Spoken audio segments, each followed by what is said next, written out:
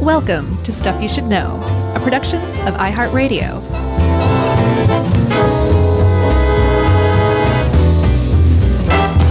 Hey, and welcome to the podcast. I'm Josh, and there's Chuck, and Jerry's here too, and that makes this Stuff You Should Know. Let's eat. That's right. This is about James Beard the Human and the James Beard Foundation and Awards. Big thanks to Dave Roos, who helped us put this together. And I also got a lot of stuff from a writer, a bunch of interviews and magazine articles on this guy, John Birdsall, who wrote a book called The Man Who Ate Too Much, about James Beard and James Beard through the lens of sort of what it was like to be a closeted gay man starting in the early 1900s in the United States. Yeah, one of the things about the internet is when something comes along that's kind of definitive, most of the stuff that turns up on a search engine is interpretation of that. Yeah. It's a bunch of different reviews of, in this case, of a book or think pieces, based on the book, whatever. But if you dig hard enough, you can find like definitive articles as well. And this is a case of that. And it's really interesting to see things that were written about James Beard in 1997 or 2010 or whatever, anytime before 2020 when John Birdsall's book came out. And it's just totally different. It's so much more surface level and accepting him as who he was, basically, or taking on face that he was who he seemed to be. And then now after that, it's like there's meditations on, whether he actually hated being gay like a friend said he did, or did he hate being gay in the mid-20th century. Right. It's just a completely different approach to James Beard. And certainly it's a lot more robust and well-rounded and thoughtful, but in some ways it's like, man, it's too bad we can't go back to the happier interpretation of James Beard, but that's just not how it goes. Yeah. So who we're talking about is, like we said, James Beard. If you are into food, if you're into restaurants, if you are into cooking shows and reading cookbooks and foodie culture, then James Beard is a very big name, because if you get a James Beard Award for your podcast or your restaurant critic column or your cookbook, or most importantly for your restaurant or as a chef, then that means that means fame and fortune and all the things that go with winning a major award, as if it were a Tony or an Oscar or a Emmy or whatever. Yeah, because that is generally how it's viewed, as the Oscars of food. Until the Oscars said to stop saying that. Yeah, they did. Apparently, the James Beard Awards were broadcast on Food Network in the 90s, and they called it the Culinary Oscars. Right. And the Oscars, they were like, please don't do that anymore. We're going to sue you. And we'll get into his early history, but he is or was a chef and a cookbook writer and a business owner. He was probably the first American celebrity chef and really formed the mold for all to follow of chef as brand. He had an encyclopedic knowledge of food. I saw some cool interviews with different legendary chefs that were like, he knew more about every type of food you could imagine and every ingredient on planet Earth than anyone that I've ever met. And this is like Alice Waters and Jacques Pepin and like the legendary chefs of the world. Yeah, he's very highly regarded, highly thought of. And what's amazing is he was self-taught, basically. He had a lot of influences along the way, but he never had any formal training in cooking. Yeah, yet he started what we now call farm-to-table cuisine and new American cuisine, because from the very beginning, he was like, it's just got to taste good. It's simple ingredients put together in a non-fussy way is the way it's best to cook and eat. And now people are all about that, but that's sort of a more recent sort of resurgence of that kind of thing. Yeah. And I mean, if you took him now or back then and just fast forwarded him to now, the only two differences would be he'd be allowed to be out as gay, and he would have to get both of his sleeves fully tatted. Right. That's it. Because that's like, we just finally kind of caught up to his vibe. Totally. He established it. All right. So should we go back to the beginning? Let's. All right. Let's go back to Portland, Oregon then. In 1903. I can't imagine what Portland could have possibly been like growing up as a kid in the 1910s and teens. I bet there was a lot of horses and rugged people. Probably so.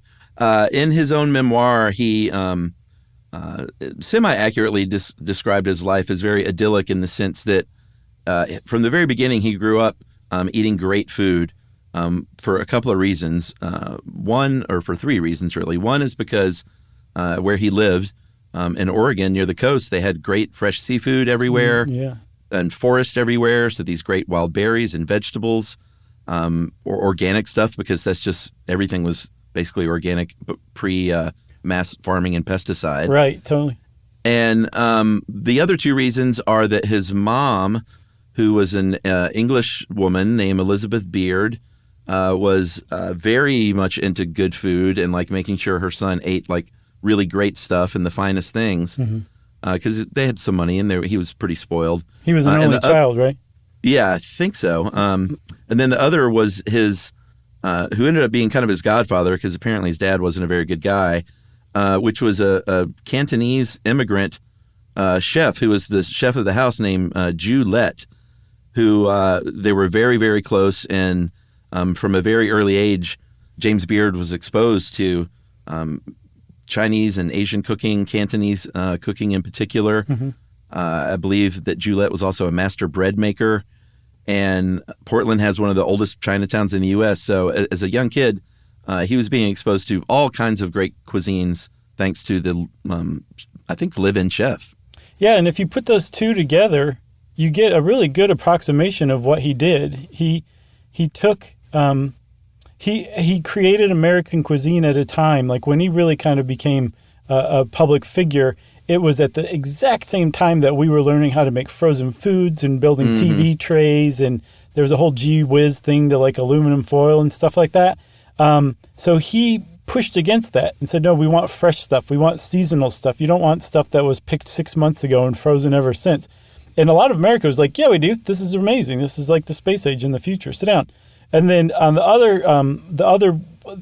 Julette influence was to take other cultures' dishes and Americanize them in certain ways, just swapping out ingredients, changing the name, and just making it that much more approachable. But it's still something that, it's still an exotic dish, but it's an exotic dish that he's explaining the average American cook who's interested can go do.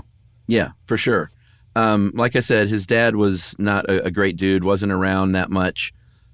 His mom, who I mentioned was born in England, she ran the family. They had a boarding house called the Gladstone in Portland, and she ran that and apparently was a perfectionist and very domineering. So while she was, orchestrating all these gourmet meals for her young son, I get the idea that it wasn't the easiest sort of home life with her perfectionism and domineering qualities. Yeah, but you didn't get that from his memoir, which is another good kind of sketch of what he was like. He presented himself totally differently as a public figure than, I don't want to say totally differently, but much differently, especially as he became more and more of a public figure than who he was in real life. Or he was very good at embellishing anecdotes, or he realized the value of the backstory to a recipe would make people want to make it more, and then they could share that when they cooked it for their friends. Yeah. He went to Reed College there in Portland and ended up being asked to leave Reed College, basically expelled his freshman year in 1921 because he had a couple of affairs with other students and one with a professor where apparently some of his roommates actually witnessed this, like walked in on them, and they very quietly said, you've got to get out of here. And I don't know if being gay was illegal in Oregon at the time, but it was illegal in some states, and it wouldn't surprise me if Oregon was one of them. But they said, you got to get out of here, and the yearbook hadn't even been published yet, and they erased every mention of him in their yearbook before it published. Yeah, which, depending on who you ask, either like scarred him for life, when he secretly held it as a mark of shame, and maybe that was one of the reasons why he hated being gay, or he just, rolled with it and moved on. I'm not quite sure which is correct, but either way, he still had a deep and abiding love for Reed College and left most of his estate to Reed College after he died. Yeah, I don't know. I wonder why that happened, because I know they eventually came around once he got famous and were like, oh, he's a very famous Reedy, and they gave him a honorary degree many years later in 1976. But I don't know. It still surprises me that he, just for being there 1 year, that he, left him that kind of endowment. Yeah, not even 1 year. He didn't even make it through his freshman year. Yeah. Yeah, no, it's surprising, because he also could have been like, oh, you want me to be a Reedy now? Shove it. But he didn't. He was very pleased to have been given an honorary degree. So after college, his little stint in college, he's like, you know what? I want to be an actor, maybe an opera singer. My family's pretty wealthy, so I'm just going to go to Europe, joining a traveling theater company, and study my craft in Europe. There he learned, I think the hard way, that he had a mediocre talent. I saw it described. But in like Paris and London and some of the great European capitals, he found like, oh my gosh, there's like these gay communities are just barely on the down low. Like they're, they have great parties and they have their own bars and places to go. Like it's totally unlike America. So in that sense, I think he learned to appreciate being gay, or at least interacting with the gay community for the first time there in Europe, which would have been a great education for him. Yeah, and he spent the next, 15 or so years moving around a lot, still trying to work in theater and doing, also getting involved in cooking some. And I think 24, he moved back to Portland, worked as a radio announcer, and again, joined another theater troupe. 27, moved to LA for a little while, and actually got a couple of bit parts in Cecil B. DeMille movies. Oh, yeah? Very small parts, though, kind of this, like you were saying. He could sing and act. It just was, he was right there in the middle. Right, yeah. But it wasn't like he had no talent whatsoever and he was just some rich kid. In 28, he went back to Portland, more local theater, and then started spending a lot of time in Seattle. Did a semester at Carnegie Tech in Pittsburgh, where he studied like scenic design and costume design and stuff. So he was really still trying to do the theater thing. Right. And that's what he was still trying to do when he moved to New York in 1937. Yeah, and he didn't aspire to be a chef. He basically did it to make ends meet. That's when he started. When he was in New York, he fell in with the gay community there, which was super underground. Apparently at the time in 1930s, even in New York, you couldn't even hint that you were gay. Like you just did not, at least not in public. So you couldn't go out to bars because bars didn't want you. They could lose their license if they were caught with a gay person in their on the premises. So what the gay community did in New York was throw private parties at people's houses. And what he did was he started hiring himself out to cook for these parties. And he got particularly good at creating cocktail party food, finger foods, canapes, hors d'oeuvres, that kind of stuff. So much so that he ended up writing his first cookbook on that, which we'll talk about in a second. Yeah, and all this New York stuff, this is post-Prohibition. Like there were gay bars in New York pre-Prohibition, which I didn't even realize. No, I didn't either. But they basically used Prohibition once things started, post-Prohibition, once things finally started opening up again, to say, okay, but here's the deal, like no more gay bars. Yeah, it's just history, it's crazy. It's just a back and forth of progressive and conservative, like a seesaw. It's interesting because you tend to think of everything just kind of moving forward, right, which would be progressiveness, but it doesn't always. No, it doesn't. You're talking about those cocktail parties in New York where he was making food. He ended up meeting a very key person in his life named James Cullum, who was a wealthy gay socialite. And he said, hey, why don't you move in with me? I got a spare room and you can kind of be I throw these huge parties and you're great at this and you can kind of be my live-in cater chef, essentially. And it was, I saw it was like a completely platonic thing, but he moved in. Through Cullum, he was able to work all these other parties, meet all the sort of well-heeled gay New Yorkers with money. And like you said, he made quite a name for himself. And he was doing this, like you said, with these sort of simple hors d'oeuvres and finger foods that he would make his own. One thing that he's still very famous for was his onion sandwich. Yeah. I looked up this thing. I got to make one now. Really? I was not inspired to. Oh, man. I think they look delicious. I saw Jacques Pepin make one. Maybe that had something to do with it. Sure. But you take some brioche and you cut, like use a biscuit cutter or something to cut it into a circle so it doesn't have any crust. Mm-hmm. You cut 2 of these. You make up some homemade mayo, ideally, right. Or Duke's if you're in a pinch. And then you spread mayo on each side. You slice very thinly. You cut an onion in half and then very thinly slice, a half moon of onion and a half moon of onion and put those together so it is, covering the whole sandwich. Right. And then you spread mayo along the outer rim of the sandwich once you put it together, mm-hmm. and then roll that in either chopped parsley or some combination of chopped herbs that you like. And it looked really good, and it looks very simple, and everyone goes nuts on it, so I've got to try it. Okay. Well, let me know how it is. And if it is particularly good, I'll try it for sure. And it's not like I'm like, that's gross. I'm like, this is missing something that would make me want to eat it. Like, where's the deli meat? He apparently wealthy, and this is something Birdsall wrote about, that like wealthy straight parties at the time, they had like really fancy stuff like, caviar and truffles, but the food itself apparently, and the finger foods and sandwiches are all kind of boring. Yeah. And apparently this stuff was just way better and more creative. Yeah. So again, he made his name as a catering chef. He founded a company called Hors d'oeuvre Inc. with a brother and sister, Bill and Irma Rode. And at the same time, he learned a lot from these people. He also learned a lot from a woman named Jean Wilson, who was a socialite in New York.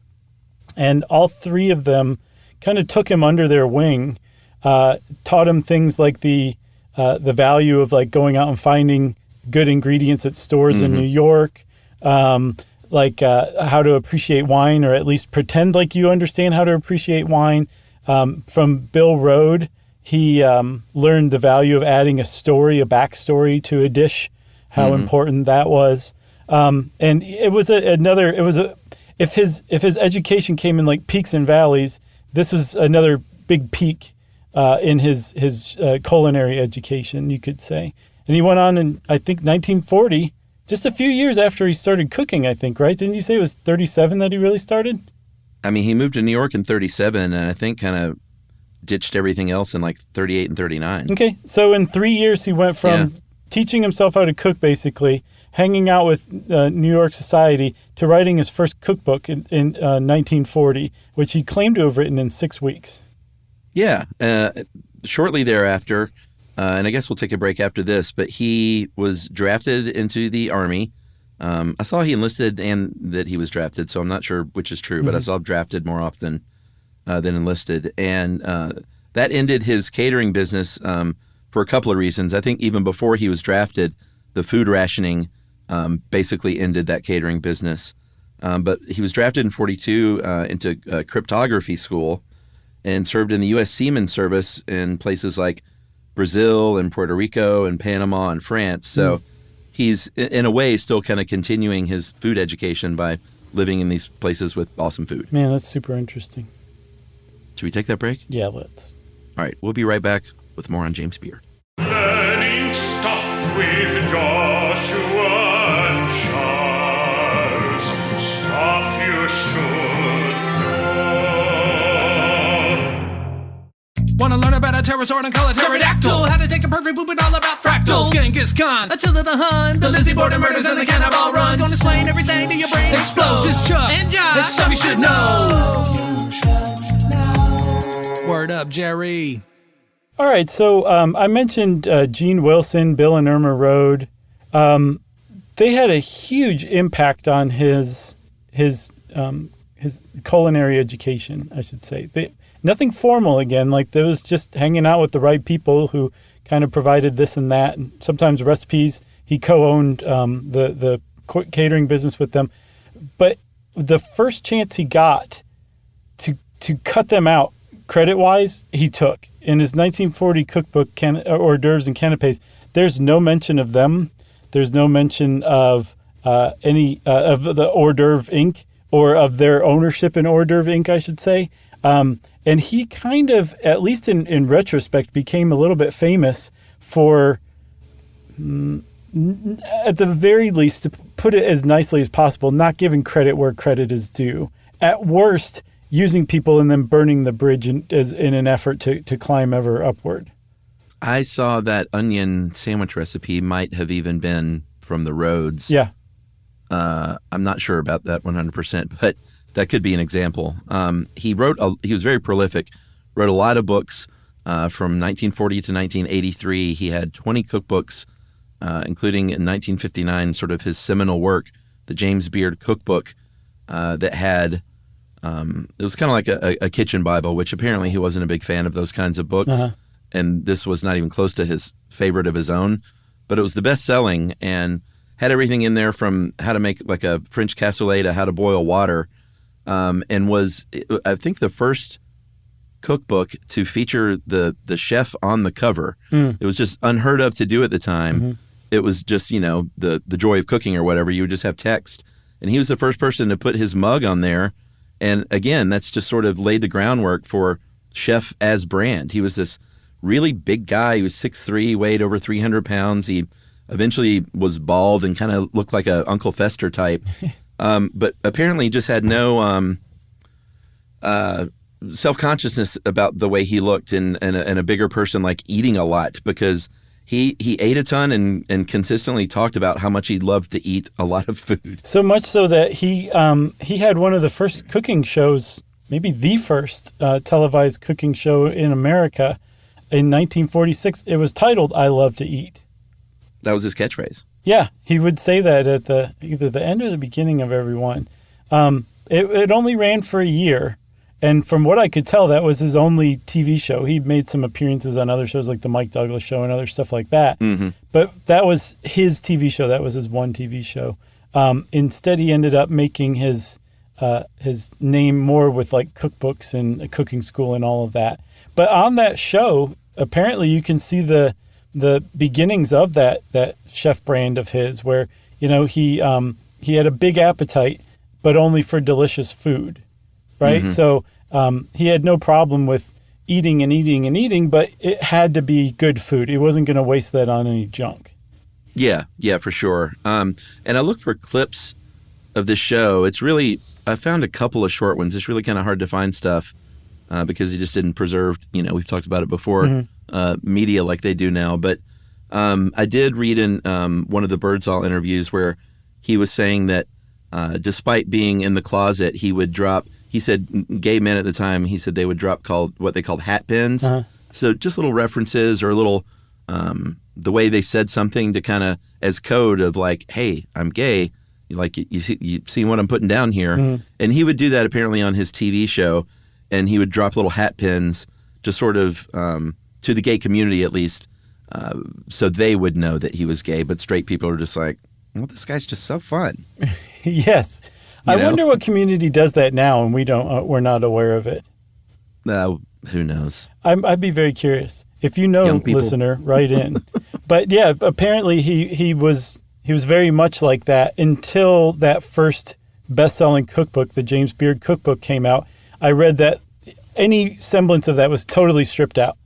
And his brand now was a manly man who loved food, and I saw was so enthralled by food and the good life that he didn't even like a relationship with women wasn't even on his radar. He was too busy enjoying life, kind of thing. Yeah, that was kind of how he was presented, starting in the late 50s. There's a Instagram guy I follow. I can't remember. I wouldn't be able to pronounce it anyway because he's like Danish or something. I'm not sure what he is, but he lives in the beautiful mountains of one of those Scandinavian countries. Daneland? And I don't know. But his stuff is great because he cooks sort of this like great looking food, but in a very tuk-tuk way. It's like he'll cook it on a big stone that's been heated by this fire he makes himself. but it's like really elevated sort of camping food. And he gives stuff to his dog at the end of every one, and he never speaks or anything. It's all silent. Wait a minute. Have you seen this? But is he like a kind of like a wild man, and he lives in a tent? He is a wild man in a tent. Yes, I have seen it, and he'll point to stuff. Yeah, but because he may not speak does. English. But I was just thinking, like, nothing would make me happier than if at the end of one of these, like, some guy just walks in from the mountains and they just start making out at the end. Sure, right. I'd be like, all right, there you go, man. There you go, James Beard. Do it. So we talked about the fact that he would present, sort of fancy foods in a simpler way for Americans that may have been intimidated by, like, the classic French cooking and stuff like that. Mm-hmm. And one good example is in his cookbook from 1949, the Fireside Cookbook, when he basically made what is an omelette paysan, which is a French for peasant omelet. Yeah. But he called it a country omelet. And all he did was that's what he thinks of country folk. all he did instead of putting salted pork belly in this omelet that also has potatoes, onions, and parsley was put in smoked bacon, and he called it a country omelet, and it just seemed completely American. Yeah, that was it. That's what he would do. Like he would, I guess in the parlance of today, he would appropriate other cultures' food and alter it just enough to make it Americanized. He wasn't doing it, from what I could tell, because he was unimaginative, because he couldn't come up with his own stuff. It was from an appreciation of those other cultures' dishes, and he was Americanizing it, not out of a disrespect to that culture originating it, but out of making it more accessible to American cooks. And in doing that, he is credited with basically coming up with American cuisine. And it's hilarious, but it's so American that American cuisine is predicated on other cultures' food. And it owes a huge debt to French cooking. And in large part, it's because people like James Beard, and James Beard in particular, took French food and Americanized it and made American cuisine in the process. Yeah. Dave makes a very good point. Like, if you think of the 1960s, what might be in a recipe book or a menu, you probably aren't, because like you said, that was sort of when TV dinners were all the rage and stuff like that. Mm-hmm. And it just didn't seem like there was a lot of attention being paid to real quality like that. Yeah. But that's all come back in a big way. And if you read some of his recipes from the 1960s, and they say, and he's writing about roasted figs and prosciutto and sunchokes and ceviche and stuff like that. Like, I didn't know about any of that stuff in the 80s and 90s even probably. And he was writing about this stuff in the 1950s and 60s. It started to become a thing in the 80s with the yuppies. Started to. And they can thank James Beard for that. But like, you're just thinking of American Psycho. Well, I am totally. At what is it? Is it Le Cirque? No. I should Not know Spago, this. That's L.A. What was it? I don't know. We'll figure it out. That scene with the business cards is so good. It is great. So, yes, but that's exactly what I was thinking of. But you're right. So, yes, but before that, like, there's an example of him in his TV show in 1945 or 6 talking about this exotic oil that people should go root out. Like, it's hard to find, but it's worth the effort. And it was called olive oil. Yeah. And this was a time when that was not, you could not find that anywhere, maybe in like Little Italy, but you did not find it like mass produced in your grocery store. It's like you use lard. Exactly. And one of the reasons why you find it mass produced in your grocery store now is because James Beard introduced it to America. Like, that's the effect that this guy had. He's everywhere. His influence is everywhere still today. And not just still today, like finally today, his influence has really kind of come into full fruition. Yeah, agreed. I love talking about food. Me too, man. I'm hungry. Should we take that second break? Sure. Let's go. All right. Let's go get some onion sandwiches. All right. Well, and we'll talk about the James Beard Foundation and his legacy right after this. Learning stuff with Joshua and Charles. Stuff you should. Wanna learn about a pterosaur and call it pterodactyl? How to take a perfect poop and all about fractals. Genghis gone. Attila the Hun, the Lizzie Borden murders and the cannibal runs. Gonna explain everything to your brain explodes. It's Chuck and Josh. It's stuff you should know. Word up, Jerry. Okay, so now we move on. Now that we know the man, pretty good 30 minutes on James Beard. I think so. We'll talk about his foundation.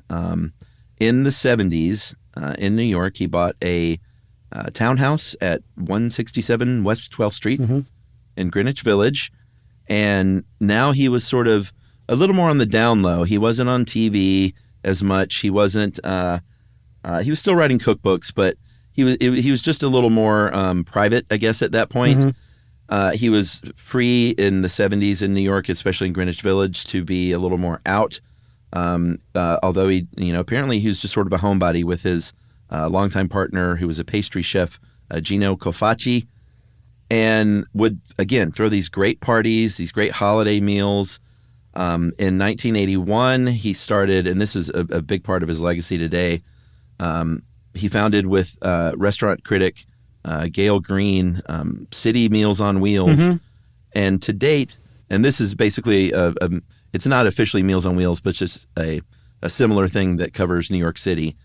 They have served, since 1981, 50 million meals to people who can't get out of the house in New York. That's amazing. And I was like, wait a minute, was this the beginning of Meals on Wheels? And no, it wasn't. And apparently Meals on Wheels have been around since the 40s. Yeah. Which I'm sure we talked about in our Meals on Wheels episode, but still, That's right. It's definitely worth tipping your hat to for sure. Absolutely. So the whole thing started, the James Beard Foundation, in an effort to buy back his Greenwich Village townhouse from Reed College. Remember, he'd left the bulk of his estate to Reed. And I get the impression it's one of his students who became a colleague, Peter Kump, who kind of took the reins of this and got other people, including Julia Child, kind of to champion this cause. And it was wildly successful because James Beard died in 1985 and they owned the townhouse by 1986. So then they're like, okay, what do we do next? Yeah, and he, by the way, lived to be 81. So despite his size and how much kind of rich foods he ate, 81's not too bad. Not bad at all. Heart failure finally got him. But like you said, they got the James Beard House, which they renamed officially the James Beard House. Yeah. Still there today. And I think their first sort of mission was to, quote, provide a center for the culinary arts and to continue to foster the interest James Beard inspired in all aspects of food, its preparation, presentation, and, of course, enjoyment. And, it was sort of a humble start, I think, for what ended up being a very big deal. And part of that was kind of kicked off the very next year in 1987 when Wolfgang Puck, who is known as... So fun to listen to. He is. I love hearing that guy talk. And at the time, back then, he was known as Walter Pugowski still. Was that his name? No. Oh, God, I believe every joke you tell lately. I know. I'm killing it.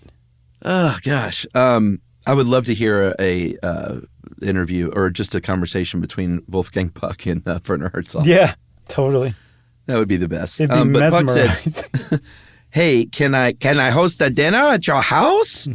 And they said, sure, you can come and cook at the James Beard House and host a dinner. And it was a big hit, apparently. So they said, why don't we do this like once a month? Have these big dinners prepared by either big famous chefs or someone who's up and coming. And all of a sudden, the James Beard House itself starts to get its own reputation. Yes. Which I'll bet a dinner there's at once really great and also very trying to hear some of the people around the table talking about it. Oh, man, I want to... If someone has an in, invite Josh and I and you, me, and Emily to come. Okay, yeah. But if I'm sitting there like rolling my eyes, don't get mad. Okay. The onion sandwich, please. So this Peter Kump guy, he's like, I'm going to memorialize my teacher one way or another.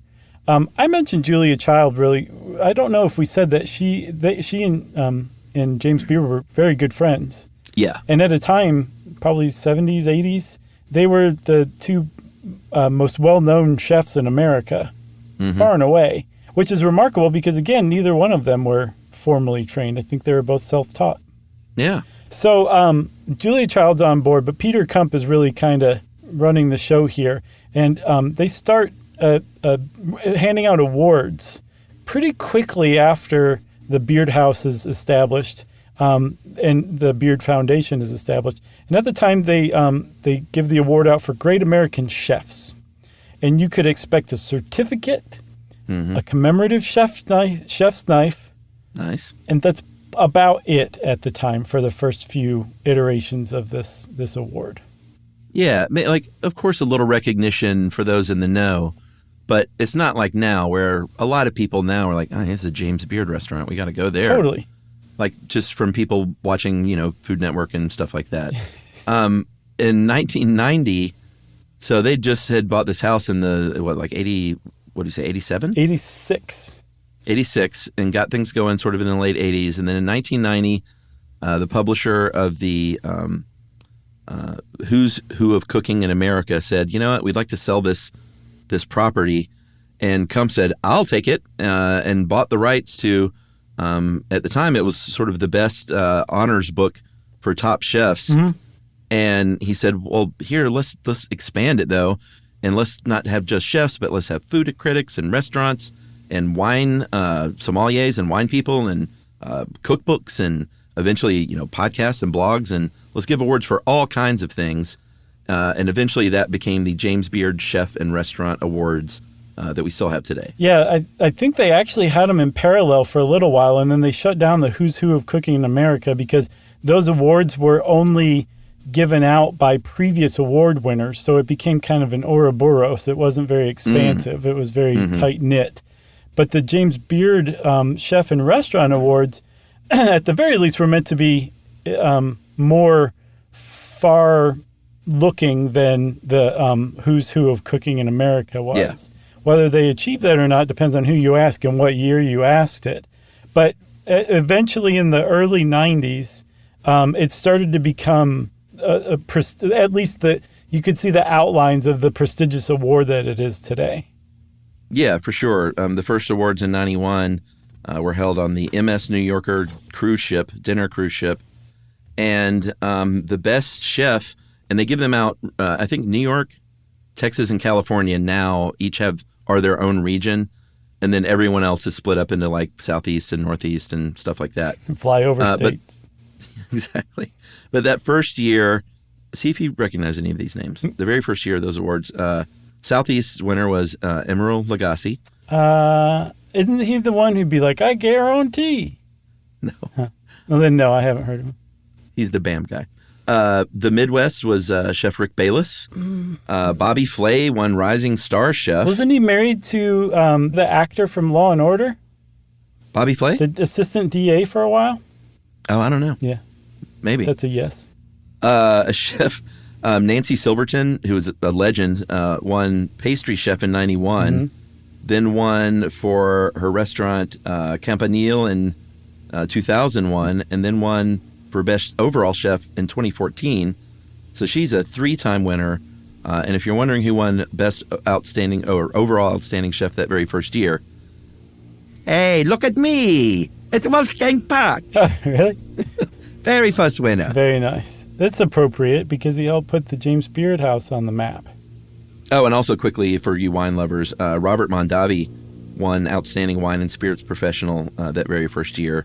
And Mondavi is now a wine legend. Right. And it's hard to stop and imagine. But at the time, these were all like unknowns in America, And I don't think it's coincidence that they're all household names now with huge brands and huge mega money-making careers behind them because of the James Beard Awards, at least in some large part. Yeah, I think restaurants who have been just nominated for a Beard Award, says that they typically double their reservations and they increase their sales by 20 to 25%. Not all, though. I saw an interview with a guy named Jason Wilson who had a restaurant called Crush in Seattle back in the I think like 2010 or 11. He won Best Chef. And he said, nope, it did not have that effect. Like people talked about it more, but it didn't get more people in the restaurant. From what I can tell, though, he was an outlier in that respect. Yeah, I thought you were going to say he won in March of 2020. and just couldn't understand why people weren't backing it Well, up. he actually did cite the economic downturn as one reason why it wasn't happening, and he was talking about from the 2008 meltdown that was still going on. I remember that lasted easily until 2012 or 13, and he won in 2010. So he was just sitting there griping. So we need to talk about the controversies of the Beard Awards, though, because they've had a few things that happened over the years. Any award ceremony is going to have controversies. That's just how it goes. Anytime you have a body of people doling out awards that are meaningful and economically impactful, it's going to happen. Especially when it's a group of almost exclusively white people. Yeah, well, that comes up a little later, kind of recently. But in 2004, they had a chairman named Leonard Pickel, I guess, senior or junior. I don't think it's pronounced Pickle. Pickell. And he was convicted of grand larceny, I think second-degree grand larceny for basically stealing about $1 million in cash or, expensing things he shouldn't expense over a 3-year period. Like those were the foundation's money. And they have a lot of, scholarships that they dole out too. So that's a big deal if you're stealing from them. He spent a few years in prison. The board resigned. There were a bunch of journalists who were judges that resigned. They came back from that. And then, Mario Batali comes along. The Me Too movement comes along. And all of a sudden there's people that are saying like, wait a minute, a lot of these chefs you're nominating and acknowledging are monsters. Yeah. Either literal sexual assaulters, or they're just, chefs can be well known for being sort of monsters in the kitchen and screaming and yelling at people. And, they have tempers, generally speaking.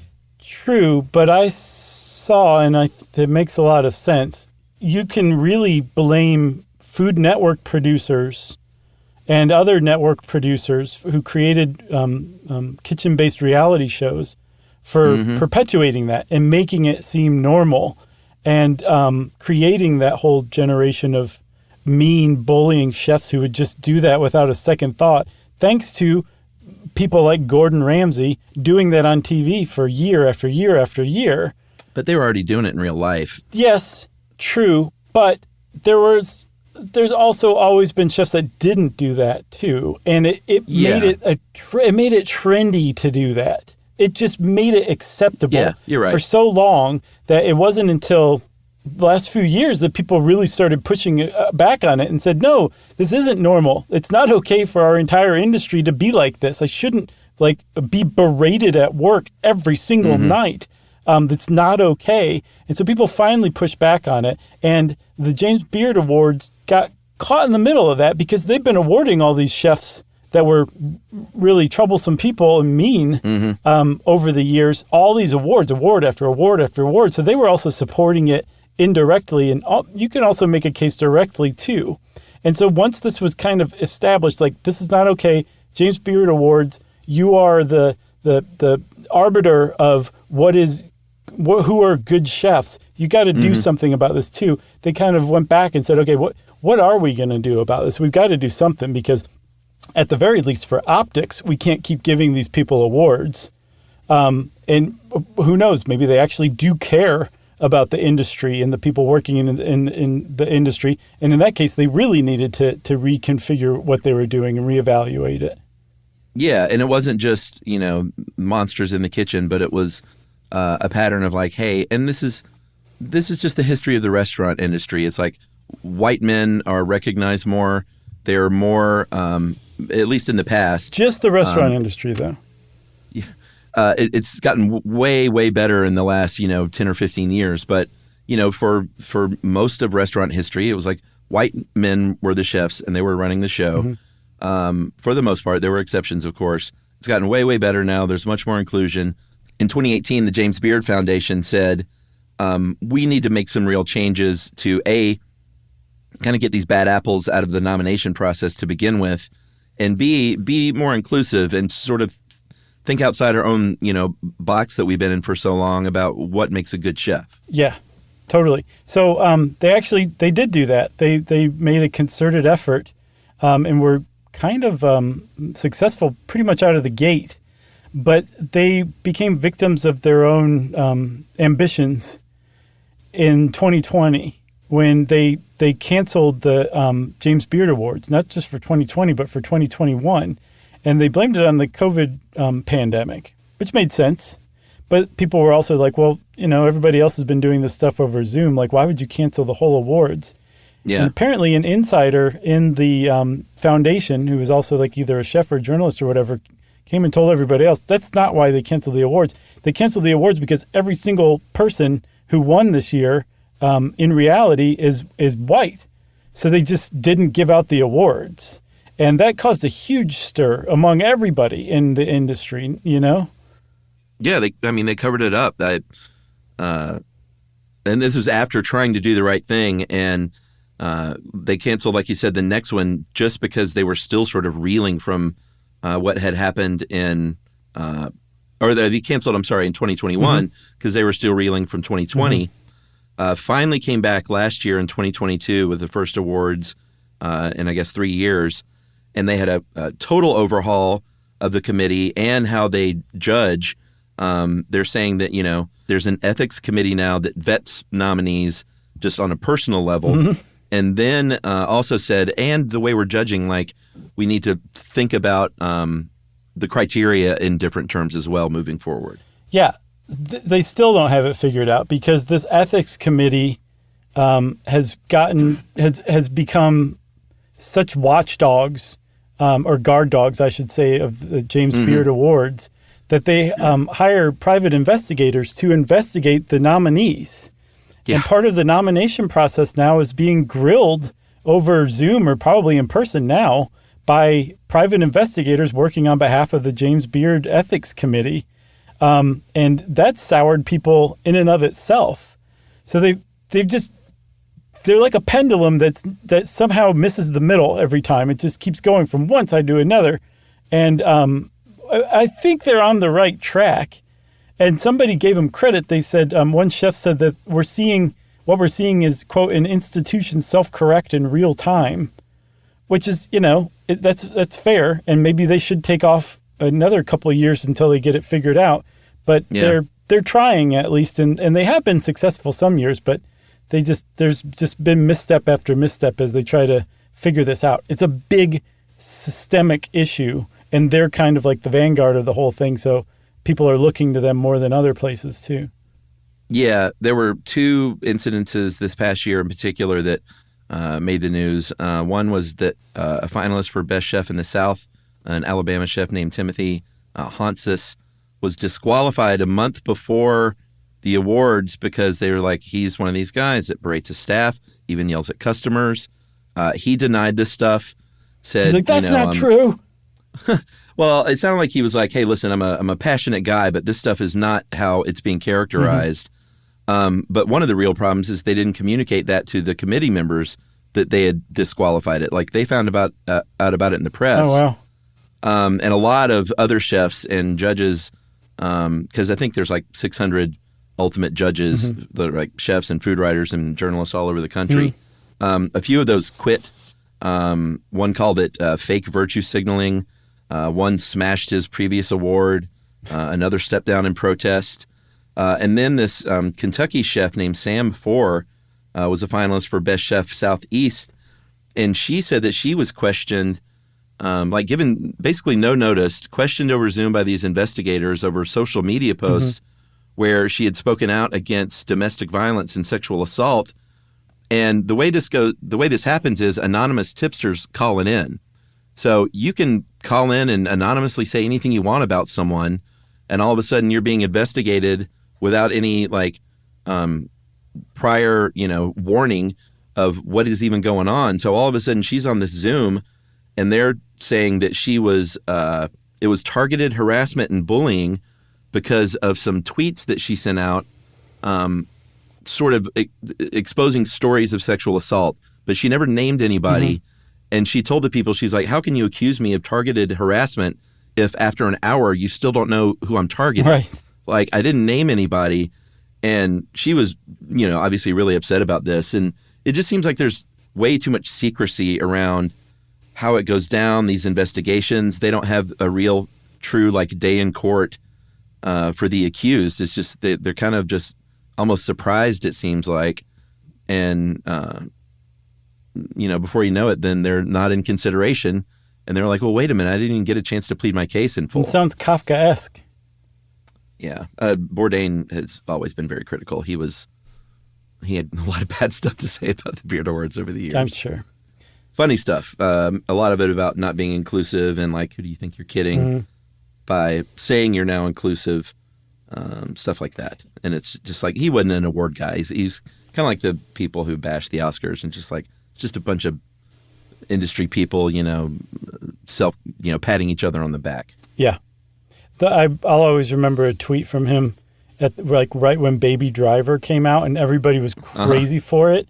All it said was F Baby Driver, but he didn't say F. And it was just 3 words that completely undermined everybody else. It was really kind of masterful. Bourdain. Love that guy.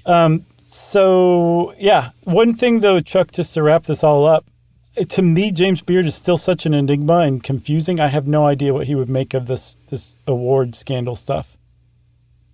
Well, I mean, none of the awards came about until he was gone, so he might be like, I don't even like the idea of these awards. Who knows? Who knows? Or maybe he would. We don't know. If you want to know anything more about James Beard, there's a lot out there. You can also start with his cookbooks, too, which are allegedly quite good. Chuck's going to let all of us know about his onion sandwiches. I'm going to do it. And since Chuck said I'm going to do it, we've just triggered listener mail. Oh, by the way, that onion should be a sweet white onion. So a Vidalia is a great choice. Isn't a Vidalia a sweet yellow onion? It is yellow, but maybe the sweet overrides the color. Sure. What you don't want is a red onion. Okay, I could see that. That's a real, that's Those are harsh. Distinct, yeah. Yeah. All right, I'm going to call this Reality. We did that episode as Reality Real and got a lot of great feedback on it. People seem to enjoy kind of breaking their brains momentarily at this. Hey guys, just listen to that episode. Thumbs up for daring to tackle such a subject that one could get really in the weeds about. For example, one could argue that each other's humans' reality is different from one another. The whole idea of perception is reality, and everyone's perception is different. Then one must ask what the definition of reality is. I think we kind of talked about that a little bit, didn't we? Okay. Anyhow, all that aside, one question I was never able to understand why it's even a question is if a tree falls in the woods and no one's around to hear it, does it make a sound? Doesn't science tell us that sound is caused by friction and vibration? That tree would have to pull off one heck of a trick to fall without causing any kind of friction and vibration. And furthermore, what makes us so important that a tree would put on a friction and vibration show only when we're present? Am I missing something here with this? Yes. Tree sound issue? I've just never understood why that's a question, at least because we are in the presence and know about science. But then again, science also can't seem to talk some out of the flat earth theory either, which is reality for some. Love the pod. Keep up the great work. And that is Corey in Omaha, Nebraska. Thanks a lot, Corey. I guess to kind of answer that a little bit as best I can. I can't even. This has been my brain's broken. Let me just stop that. Well, I think you kind of answered it in that episode. Yeah, I mean, I guess we did. Yeah. It's funny that Corey brings this up because there's something that hit me the other day too. Like when we did the reality episode, I totally understood everything that we were saying. It all made sense to me. And then an airplane flew overhead. And I wondered why I was hearing an airplane fly overhead that I was not expecting, that has nothing to do with my life other than the fact that I can hear it and it's flying overhead. Why would that exist? I don't know. The best I can come up with is that it exists for those other people and they just happen to be passing by the space that I'm occupying at the time and I'm within earshot, so it happens for me. I don't know. I can't quite connect those dots, so I kind of get what Corey's saying there. Yeah, I get it too. I don't like to think about this stuff. I love it. I'll think about it for both of us. Oh, great. Well, if you want to get in touch with us like Corey did and break our brains a little further, we'd love to hear from you. You can send us an email to stuffpodcast@iHeartRadio.com. Stuff You Should Know is a production of iHeartRadio. For more podcasts from iHeartRadio, visit the iHeartRadio app, Apple Podcasts, or wherever you listen to your favorite shows.